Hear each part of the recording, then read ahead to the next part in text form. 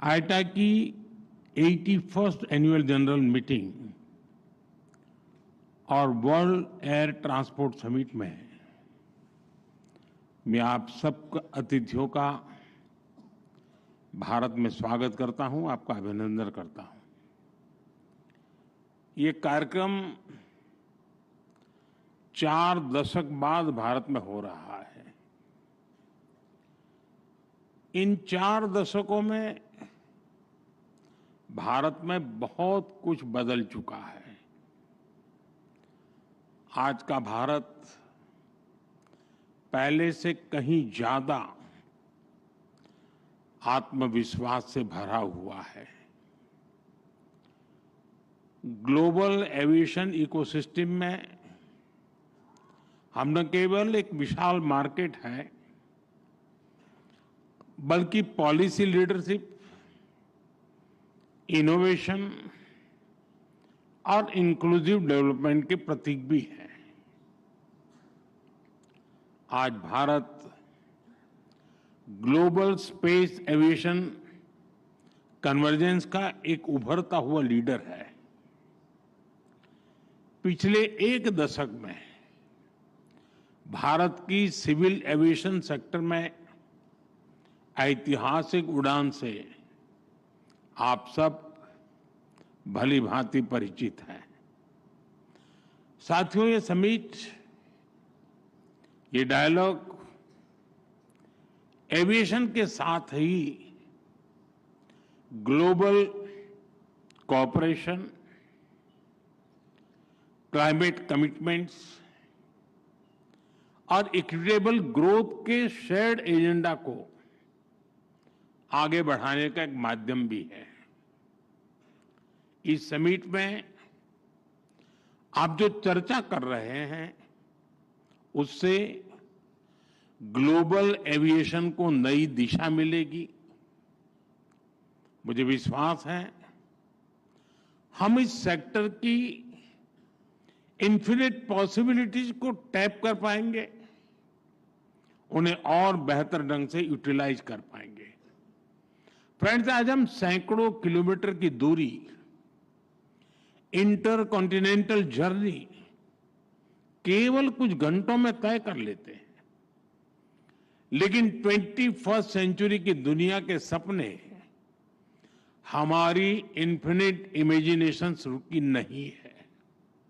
आज इनोवेशन और technology upgradation की स्पीड पहले से भी कहीं तेज है, और हमारी स्पीड जितनी तेज हुई है, हमने उतनी ही डिस्टेंट डेस्टिनेशन को अपनी डेस्टिनी बनाया है।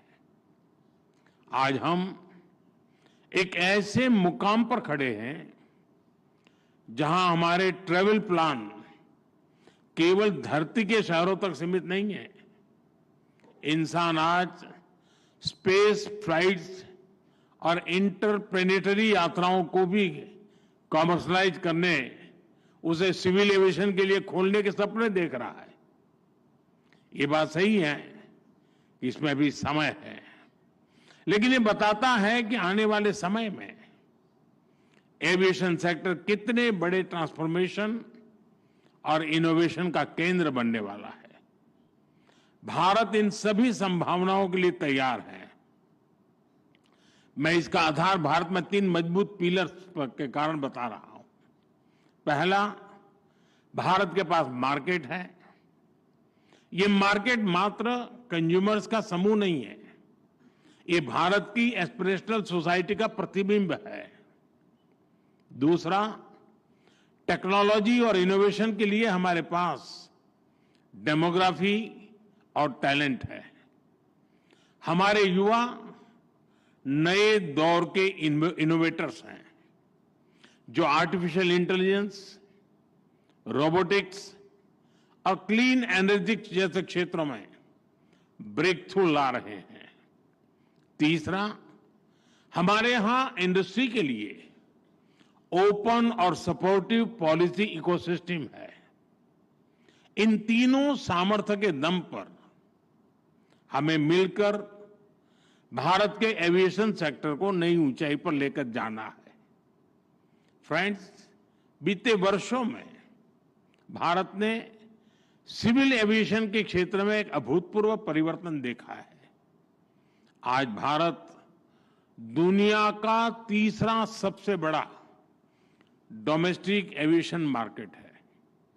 हमारी उड़ान योजना की सक्सेस इंडियन सिविल एविएशन का एक गोल्डन चैप्टर है। इस योजना के तहत 15 मिलियन से ज्यादा यात्रियों को सस्ती एयर ट्रैवल की सुविधा मिली है। कई नागरिक पहली बार हवाई सफर कर पाए हैं। हमारी एयरलाइंस भी लगातार डबल डिजिट ग्रोथ हासिल कर रही है। भारत और विदेशी एयरलाइंस को मिलाकर हर साल करीब 24 करोड़ यात्री 240 मिलियन पैसेंजर्स हमारे यहां उड़ान भरते हैं। यानी दुनिया के ज्यादातर देशों की टोटल पॉपुलेशन से भी कहीं ज्यादा। और 2030 तक ये संख्या 50 करोड़ 500 मिलियन पैसेंजर तक पहुंचने की संभावना है। आज भारत में 3.5 मिलियन मैट्रिक टन सामान एयर कार्गो से ट्रांसपोर्ट होता है। इस डेकेड के अंत तक ये भी बढ़कर 10 मिलियन मैट्रिक टन तक पहुंचने वाला है। साथियों, ये केवल आंकड़े नहीं है, ये नए भारत के पोटेंशियल की एक झलक है और भारत अपने इस पोटेंशियल को मैक्सिमाइज करने के लिए फ्यूचरिस्टिक रोडमैप पर काम कर रहा है। हम वर्ल्ड क्लास एयरपोर्ट इंफ्रास्ट्रक्चर में इन्वेस्ट कर रहे हैं। जैसा नायडू जी ने बताया, 2014 तक भारत में 74 ऑपरेशनल एयरपोर्ट थे। आज इनकी संख्या बढ़कर 162 हो चुकी है। इंडियन कैरियर्स ने 2000 से ज्यादा नए एयरक्राफ्ट के लिए ऑर्डर दिए हैं और ये तो अभी शुरुआत है। भारत का एविएशन सेक्टर एक ऐसे टेक ऑफ पॉइंट पर खड़ा है जहां से उसे लंबी और सबसे ऊंची उड़ान भरनी है। और ये उड़ान केवल भौगोलिक सीमाओं को पार नहीं करेगी, बल्कि ये दुनिया को सस्टेनेबिलिटी, ग्रीन मोबिलिटी और इक्विटेबल एक्सेस की दिशा में भी ले जाएगी। फ्रेंड्स, आज हमारे एयरपोर्ट्स की हैंडलिंग कैपेसिटी हर साल 500 मिलियन यात्रियों तक पहुंच चुकी है। भारत आज दुनिया के उन गिने चुने देशों में है जो टेक्नोलॉजी के जरिए यूजर एक्सपीरियंस के नए स्टैंडर्ड सेट कर रहा है। हम सेफ्टी, एफिशिएंसी और सस्टेनेबिलिटी पर भी उतना ही फोकस कर रहे हैं। हम सस्टेनेबल एविएशन फ्यूल्स की ओर बढ़ रहे हैं, ग्रीन टेक्नोलॉजीज में निवेश कर रहे हैं, कार्बन फुटप्रिंट्स घटा रहे हैं। हम प्रोग्रेस और प्लेनेट की सुरक्षा दोनों सुनिश्चित कर रहे हैं। साथियों, ये हमारे जो विदेशी अतिथि हैं, मेरा उनसे आग्रह है कि आप डीजी यात्रा ऐप के बारे में जरूर जानिएगा। डीजी यात्रा ऐप डिजिटल एविएशन का एक उदाहरण है। ये फेशियल वेरिफिकेशन टेक्नोलॉजी के माध्यम से एयरपोर्ट एंट्री से लेकर बोर्डिंग गेट तक सीमलेस यात्रा का कंप्लीट सॉल्यूशन है। कहीं कोई पेपर, डॉक्यूमेंट्स, आईडी दिखाने की जरूरत नहीं। मैं समझता हूं भारत के ये इनोवेशंस इतनी बड़ी पॉपुलेशन को बेहतर सर्विसेज देने के एक एक्सपीरियंस से ये कई देशों के काम आ सकता है। यह सिक्योर और स्मार्ट सॉल्यूशन का एक ऐसा मॉडल है जो ग्लोबल साउथ के लिए भी प्रेरणा बन सकता है। साथियों, भारत के तेजी से एक्सपांड कर रहे एविएशन सेक्टर के पीछे एक और बड़ा कारण है कंसिस्टेंट रिफॉर्म्स।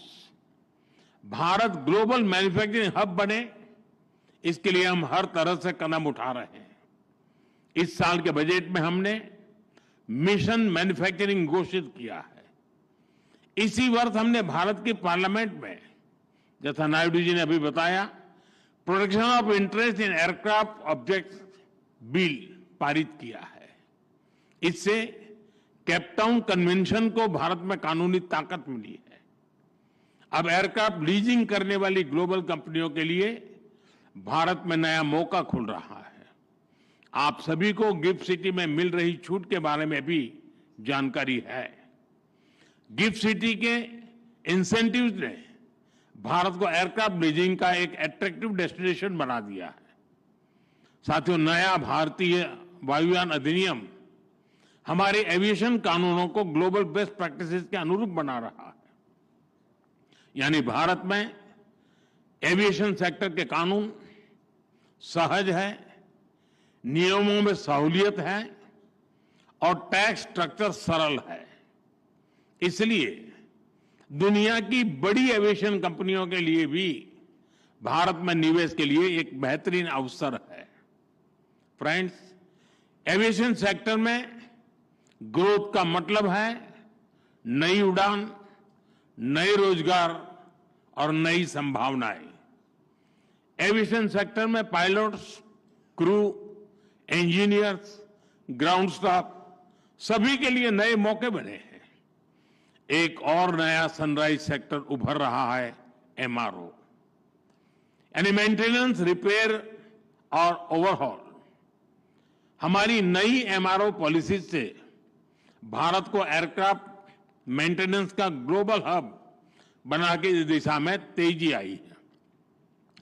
2014 में भारत में 96 एमआरओ फैसिलिटीज थी।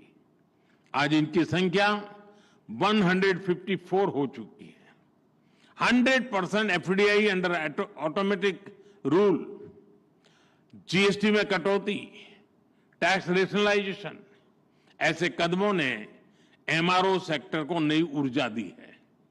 अब हमारा लक्ष्य है 2030 तक भारत को $4 बिलियन का एमआरओ हब बनाना। साथियों, हम चाहते हैं कि दुनिया भारत को सिर्फ एक एविएशन मार्केट नहीं बल्कि एक वैल्यू चेन लीडर के रूप में भी देखें। डिजाइन से लेकर डिलीवरी तक Bharat global aviation supply chain का इंटीग्रल हिस्सा बन रहा है।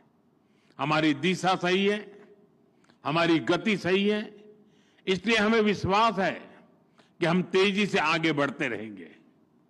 मेरा आग्रह है, मेक इन इंडिया के साथ सभी एविएशन कंपनियां डिजाइन इंडिया भी करें। साथियों, भारत के एविएशन सेक्टर का एक और मजबूत पक्ष है उसका इंक्लूसिव मॉडल। आज भारत में 15% से अधिक पायलट महिलाएं हैं। ये ग्लोबल एवरेज से 3 टाइम्स ज्यादा है। दुनिया भर में कैबिन क्रू में महिलाओं की औसत भागीदारी लगभग 70% है। हमारे यहां 86% है। भारत के एमआरओ सेक्टर में महिला इंजीनियरों की संख्या भी ग्लोबल एवरेज से आगे बढ़ रही है। साथियों, आज एविएशन सेक्टर का एक और की कंपोनेंट ड्रोन टेक्नोलॉजी है।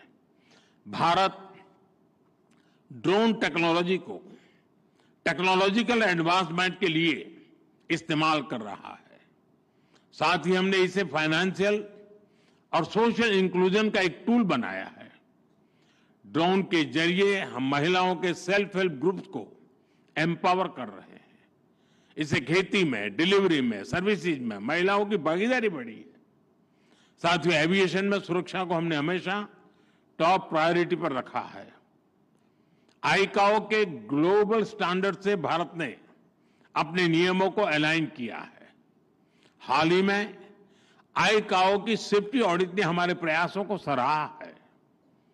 एशिया पैसिफिक मिनिस्ट्रियल कॉन्फ्रेंस में दिल्ली डिक्लेरेशन एडॉप्ट होना भारत के कमिटमेंट का प्रमाण है।